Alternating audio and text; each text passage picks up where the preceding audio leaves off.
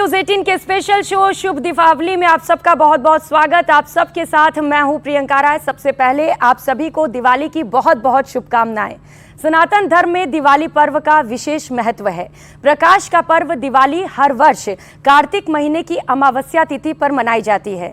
इस शुभ तिथि पर धन की देवी मां लक्ष्मी और भगवान गणेश की पूजा की जाती है। दीपावली कार्तिक अमावस्या को होती है और इस दिन भगवान राम लंका को जीतकर अयोध्या लौटे थे और उनका स्वागत नगर वासियों ने घी के दीपक के साथ किया था।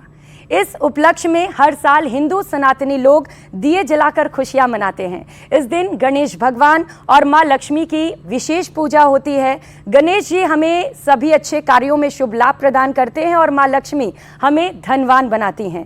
कार्तिक अमावस्या तिथि का आरंभ 12 नवंबर को 2:44 पर होगा और समापन 13 नवंबर को दोपहर 2:56 पर होगा। दीपावली पर कैसे करें भगवान की पूजा, कौन सा है समय शुभ, कौन सा है शुभ मुहूर्त, तमाम सवालों के देंगे जवाब। जानते हैं खास मेहमानों से। तो खास मेहमान हमारे साथ हैं डॉक्टर पूजा भाटिया, हमारे साथ हैं ज्योतिषाचार्य पारुल चौधरी डॉक्टर हैं, वो भी इस वक्त हमारे साथ जुड़ चुके हैं, ज्योतिषाचार्य हैं। चर्चा पूजा जी आप ही के साथ करते हुए, क्योंकि 2 तारीख हैं 12-13, लोग कंफ्यूज्ड हैं कि दिवाली मनाए किस दिन। ये भी बताइएगा कि किस दिन दिवाली मनाए और क्या है शुभ मुहूर्त, क्या है शुभ संयोग। जी ज़रूर। न्यूज़ 18 के सभी दर्शकों को मेरी तरफ से दीपावली की बहुत बहुत शुभकामनाएं। माँ लक्ष्मी की कृपा हमेशा आप पर बरसती रहे। दीपावली यानी कि दियों का त्यौहार। श्री रामचंद्र जी जब 14 वर्ष के वनवास के बाद अयोध्या वापस आए थे तो अयोध्या वासियों ने घी के दिए जलाकर उनका स्वागत किया था। तब से लेकर अब तक कार्तिक मास की अमावस्या के दिन दीपावली का शुभ महोत्सव मनाया जाता है। अब इस बार बहुत कंफ्यूजन है 12 या 13 तारीख की, क्योंकि 2 तिथियां पड़ रही हैं। तो कार्तिक मास की अमावस्या तिथि जो है वो 12 नवंबर को यानी कि रविवार को दोपहर को 2:44 पर शुरू होगी और ख़त्म होगी 13 नवंबर को 2:56 पर। क्योंकि कार्तिक मास की पूजा का जो विधान है वो प्रदोष काल में होता है, तो 12 नवंबर को प्रदोष काल जो है हमारा शाम को 5:26 से शुरू होकर रात के 8:08 तक है। और ऐसे में पूजा का शुभ मुहूर्त हमारा 12:39 से लेकर 7:35 तक रहने वाला है। और इसी में हमारा वृषभ काल भी आ रहा है, तो ये मुहूर्त सबसे ज़्यादा शुभ है। निश्चित काल की पूजा की यदि हम बात करें तो वह रात्रि को 11:30 से लेकर 12:30 के बीच का मुहूर्त रहेगा। और इस दिन यदि आप माँ लक्ष्मी की पूजा करेंगे, गणेश जी की पूजा करेंगे और विधि विधान के साथ आप जितनी भी पूजा अर्चना करेंगे तो आपके लिए बहुत ही शुभ रहने वाला है। तो पूजा जी ने ये तो बता दिया कि कौन सा है शुभ मुहूर्त जब पूजा करें, लेकिन पारुल जी जरा ये बताइएगा कि पूजा अर्चना करें कैसे, क्योंकि अलग अलग विधि विधान होते हैं। और वो श्लोक भी बताइएगा, क्योंकि पूजा अर्चना करते वक्त लोग कौन से श्लोक पढ़ें जो सबसे ज़्यादा लाभकारी हो। जी बिल्कुल, आप सभी को न्यूज़ 18 के दर्शकों को दीपावली की बहुत बहुत शुभकामनाएं। दीपावली सभी के लिए मंगलमय हो, अच्छा धन लेकर आए, खूब सारा धन लेकर आए। और मैं तो बोलती हूँ जितने भी लोग हैं इस बार धनवान हो जाएं, स्वास्थ्य सभी का अच्छा रहे, कोई भी दिक्कत है सबके घर से दूर हो जाए। माँ लक्ष्मी जाते हुए ज़रूर लेके जाएं, लेकिन अपने जो चरण हैं हमारे घर में ही रखे जाएं। चलिए बात करेंगे अब हम कैसे पूजा करें, कैसे विधि विधान होना चाहिए। देखिए ये तो मैं आपको बताऊंगी कि सभी के घर में अलग अलग तरीके से पूजा की जाती है, तो हम किसी को नहीं बोलेंगे स्पेशली आप ये करो वो करो। थोड़ी सी चीज़ें हम हेर फेर कर सकते हैं, थोड़ा हम डाल सकते हैं, तो आप वैसे कर सकते हैं। एक तो सबसे पहले जब हम पूजा करते हैं गणेश जी के साथ लक्ष्मी जी तो होती ही होती है। कुछ लोग कलश की स्थापना करते हैं, कुछ लोग नहीं करते हैं। कुछ लोग जो करते हैं बहुत अच्छी बात है, जो नहीं करते हैं वो मत करिएगा। स्पेशली नए रीति रिवाज मत आप स्टार्ट करिएगा। मेरा अगर शो आप देख रहे हैं तो उसके साथ हम हनुमान जी ज़रूर रखते हैं एज एन सेवक लक्ष्मी जी के साथ। फिर लक्ष्मी जी का इस बार उल्लू लेकर आना बहुत ही शुभ रहेगा। जिनको धन चाहिए अपनी तिजोरी में उल्लू की फोटो यानी तस्वीर ज़रूर रखें, क्योंकि जहाँ पे उनका वाहन होता है वहीं पे उनका वास होता है, तो उल्लू की तस्वीर ज़रूर रखें। ये मैं आपको उपाय पहले ही बता रही हूँ। धन तो शायद सभी को ही चाहिए, धन तो सभी को चाहिए आजकल, 99.9% सबको चाहिए, तो ये बहुत काम की बात है सभी के लिए। तो ये अब ज़रूर कीजिएगा। साथ ही साथ महालक्ष्मी के साथ महाकाली, महासरस्वती की सभी की पूजा की जाती है, तो उनकी भी आप तस्वीर रख सकते हैं। नहीं रखना चाहते तो कोई बात नहीं, लेकिन रखी जाती है। माँ को कमल ज़रूर आप अर्पित कीजिए। जो मेन उनको पसंद है पुष्प में तो वो कमल ही है, वो रखिए। मिठाई उनको जो मेन पसंद जो उनकी मिठाई है वो आप दूध की बनी घर से भी बना लेंगे तो भी उनके लिए अच्छा रहेगा। आप केमिकल वाली चीज़ों वाली बाहर से ना लीजिए तो वो भी ठीक है। देखिए मर्जी है सबकी अपनी अपनी, मैं बोलूँगी बहुत ही कन्वीनियंट चीज़ें कीजिए दीपावली पे। अपने घर की साफ़ सफाई कीजिए, डी क्लटर कीजिए अपने घर की चीज़ें। सबसे पहले कांच का सामान निकालना है अपने घर से, जिसके भी बेड के अंदर कांच का सामान होता है, जो लोग क्रॉकरी रखते हैं सबसे पहले वो बाहर निकालेगा, क्योंकि यहीं पे वास्तु दोष रखता है। एक दिन पहले दीपावली से हमारी लगती है काल रात्रि जो पूजा होती है, जिसको काल चौदस भी बोलते हैं। उस दिन आप एक झाड़ू लेकर आइए, अपने बेड के अंदर रखिए वो झाड़ू, और देखिए पूरा साल आपको वो कंटिन्यू करना है। वो झाड़ू कितनी शुभता आपके लिए लेकर आएगा, कितने आपके रुके हुए काम दूर करेगा, और आपके घर में जो भी नज़र दोष बाधा होगी दूर करेगा। तो वो एक दिन पहले आपको करना है।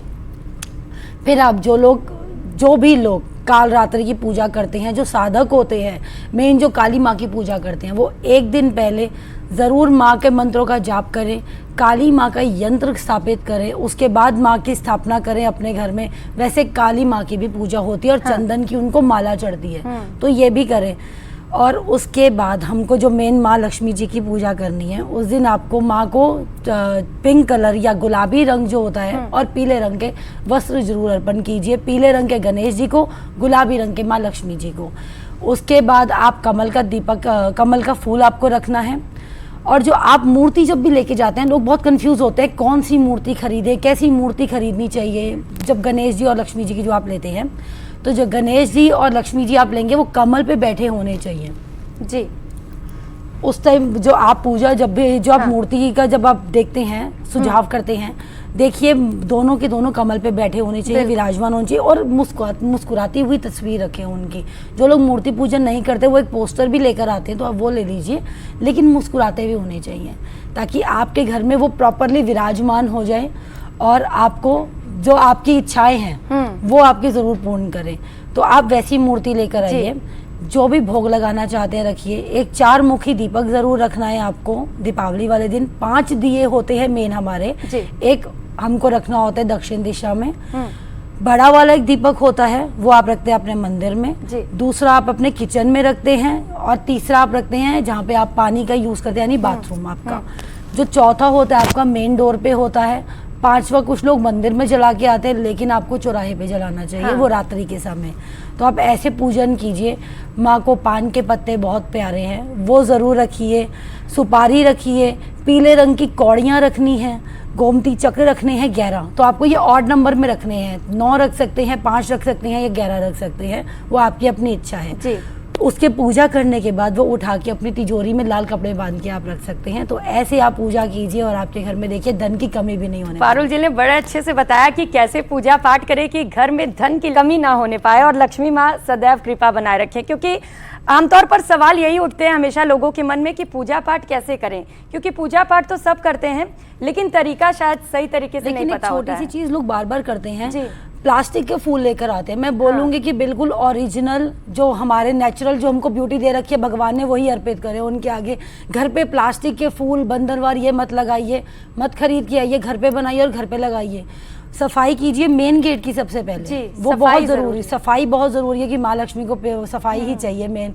और जो लोग बिल्ली से बहुत डरते हैं, उस दिन बिल्ली ही आपको बताती है कि भाई आपके घर में मैं आई हूँ, मतलब लक्ष्मी ही चल कर आई। अगर आपको बिल्ली दिख जाती है उस दिन, तो वो भी बहुत शुभ माना जाता है। काली बिल्ली मेन जो होती है, कि हमारे बड़े बूढ़े तो यही कहते थे कि आपको काली बिल्ली दिख गई यानी पूरा साल धन की कमी नहीं होगी। तो अगर काली बिल्ली आपको दिख गई तो मान लीजिए लक्ष्मी माँ प्रवेश कर गई आपके घर में। आपने पारुल जी चूंकि बताया कि जो लोग कलश स्थापना नहीं करते हैं वो ना करें, इसके पीछे की वजह जानना चाहती हूँ मैं। उसके बाद मैं मैडम से पूछूंगी कि कलश स्थापना जो लोग करते हैं वो कैसे करें, उसके विधि विधान। पहले आप ये बताइए। देखिए मेरा मानना ये है कि जो हमारे पूर्वज, जो हमारे पितृ होते हैं ना, उस दिन उनके भी नाम का हम लोग कपड़े निकालते हैं, मिठाई निकालते हैं, उनके भी नाम का। हम जैसे हम सब लोग दिवाली पे नई नई खरीदारी करते हैं, तो हमको पितरों के नाम का भी जरूर निकालना चाहिए। सबसे बड़ी बात है, लोग नहीं कुछ करते हैं, पर जिसकी भी कुंडली में पितृ दोष है, जिसके भी घर में संतान सुख की इच्छा पूर्ण नहीं हो रही है बहुत लंबे समय से, तो पितरों का जरूर दान दक्षिणा करनी चाहिए। चाहिए दिवाली वाले दिन, क्योंकि एक तो अमावस्या का दिन होता है।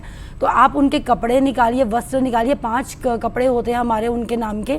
तो हमारे बड़े बूढ़े कहते थे, देखिए ग्रंथों में भी यही लिखा गया है, पितर जहाँ पे खुश हैं वहाँ पे भगवान भी खुश है और भगवान का वास होता है वहाँ पे। तो वहाँ अगर आपके घर में कलश की स्थापना नहीं है तो कोई नई रीति ना कीजिए, क्योंकि हमारे पितर नाराज हो जाते हैं। हाँ। सबके अलग धर्म है, अलग जाति है, अलग कम्युनिटी है। तो मैं उन चीज़ों में बहुत ज़्यादा टेक्निकली नहीं जाना चाहती हूँ अभी, क्योंकि माहौल ऐसा भी नहीं है। तो अब इसीलिए आप वो मत कीजिए, लेकिन पितरों के नाम के वस्त्र ज़रूर निकालिएगा। वो आप किसी भी धर्म से बिलोंग करते हैं, कुछ भी करते हैं।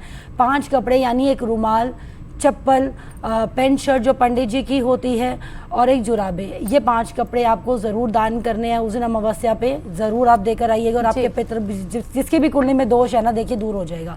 ये आप कंटिन्यू रखा करिए अपने हर साल, हर दीपावली पे।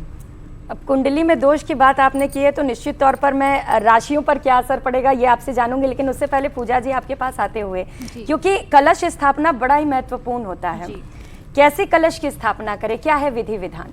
देखिए, सबसे पहले तो जब हम दिवाली का पूजन करते हैं तो हमें डायरेक्शन का बहुत ज़्यादा ध्यान रखने की ज़रूरत है कि जिस भी जगह पे हम कलश स्थापित कर रहे हैं या लक्ष्मी गणेश जी की मूर्ति सजा रहे हैं, वहाँ पे साफ़ सफाई का बहुत ज़्यादा ध्यान रखने की ज़रूरत है। और दिशा की यदि मैं बात करूँ तो नॉर्थ वेस्ट या नॉर्थ ईस्ट डायरेक्शन में ही आपकी मूर्ति स्थापित होनी चाहिए। और सारी जगह जो है आप गंगा जल से छिड़काव करके साफ़ सफाई कीजिए। आसन बिछाइए, आसन पे लाल कपड़ा बिछाइए, लक्ष्मी गणेश जी की मूर्ति स्थापित कीजिए और साथ में कलश स्थापित कीजिए। कलश में आप आम के पत्ते डालकर एक नारियल जो है वो स्थापित कीजिए और नारियल में कलावा बांध के आप उसको कलश के ऊपर रख सकते हैं। साथ ही आप अखंड दिया जलाइए। देखिए, अगर आप दिवाली वाले दिन सूर्योदय से सूर्यास्त तक अखंड दिया जलाते हैं तो ये बहुत ही शुभ है। कहा जाता है इससे बहुत ही नकारात्मक ऊर्जाएं जो हैं वो हमारी खत्म हो जाती हैं, घर में पॉजिटिविटी आती है और आपकी तरक्की भी होती है। तो अखंड जो जलाइए ये बहुत ही शुभ है। और कलश स्थापना के वक्त जब आप अपना पूजन कर रहे हैं तो आप किसी साफ आसन पर बैठिए, माँ लक्ष्मी के मंत्रों का उच्चारण कीजिए और कलश में आप गंगा जल, अक्षत, रोली मोली डाल के और साथ में गहरा पीली कोड़ियाँ भी रख सकते हैं। और धन धान्य यदि आप अपने घर में चाहते हैं तो जो गहरा कोड़ियाँ आप पूजा के समय पे रखते हैं उन कोड़ियों को पूजन के बाद लाल कपड़े में बांधकर आप अपने धन रखने के स्थान पे या तिजोरी के स्थान पे या अपने बिजनेस में जहां आप पैसे रखते हैं उस स्थान पे रखेंगे तो माँ लक्ष्मी की कृपा आप पर हमेशा ही बनी रहेगी। इसके अलावा दिवाली पर आप क्या कर सकते हैं, कुछ छोटे छोटे उपाय मैं यहाँ आपको बताना चाहूँगी कि दिवाली पर यदि आपको घर में सुख समृद्धि चाहिए तो आप क्या करें, तुलसी के पौधे पर एक पीला वस्त्र अर्पित करें। इससे घर में धन धान्य आता है और सुख समृद्धि भी आती है। साथ ही अखंड दिया जलाया जाता है जो बहुत शुभ माना जाता है। जिन लोगों को नकारात्मक ऊर्जाएं अपने घर में लगती हैं कि बहुत नेगेटिविटी हो गई है, तो नेगेटिविटी फैलाने के लिए आप पूरे घर में कपूर और लोभान का धुआं करें। इससे बहुत ही शुभ होता है। और यदि आपको लगता है आपको बार बार नज़र लग रही है, बच्चे नज़र दोष से परेशान हो रहे हैं, तो दिवाली की रात में जो दिए से जो हमारा काजल बनता है, उस काजल का टीका आप अपने बच्चे के माथे पर लगा लें तो वो नज़र दोष से बच जाएगा। साथ ही आप अपने घर के मुख्य द्वार पर भी यदि आप वो काला टीका लगाते हैं तो भी कहते हैं कि घर में नकारात्मक ऊर्जाएं जो हैं वो प्रवेश नहीं कर पाती है। देखिए, दिवाली अमावस्या की रात है, तंत्र मंत्र की रात मानी जाती है, तो बहुत नकारात्मक ऊर्जाएं भी कई सक्रिय होती है और बहुत लोग तंत्र मंत्र भी करते हैं। तो अपने आप को इस तरह से प्रोटेक्शन करना बहुत ज़्यादा ज़रूरी है।